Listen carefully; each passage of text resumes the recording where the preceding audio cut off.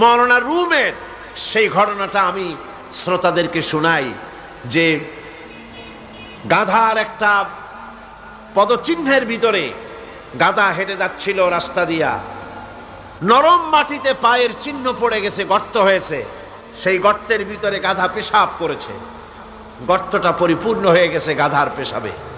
পিঁপড়া একটা যাচ্ছিল কোথাও, সে হাঁটতে হাঁটতে গাধার পেশাবের মধ্যে পড়ে গিয়েছে, সামান্য বাতাসে পানিটা নড়তেছিল। পিঁপড়া তখন নাকি বলতেছে যে ভূগোলের পাতায় পড়েছিলাম সেই পাঠশালার জীবনে, পৃথিবীতে নাকি আটলান্টিক নামক একটা মহাসাগর আছে, শেষ পর্যন্ত আমি সেই আটলান্টিক মহাসাগরেই পড়ে গেলাম। এই উত্তাল ঢেউ অতিক্রম করে কেমনে আমি কিনারায় যাব?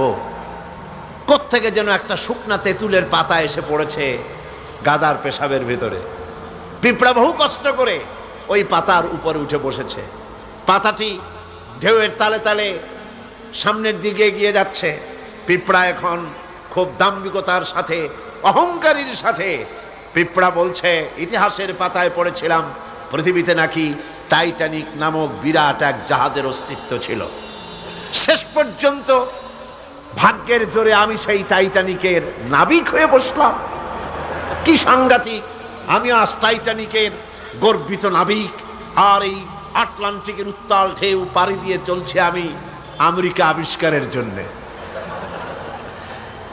গাধার পেশাবের ভিতরে তেঁতুলের পাতায় বসে পিঁপড়ার যে অহংকার, আমার দেশের তথাকথিত নাস্তিক মোরতাদ জাতীয় বুদ্ধিজীবীরা এর চাইতেও নিকৃষ্ট।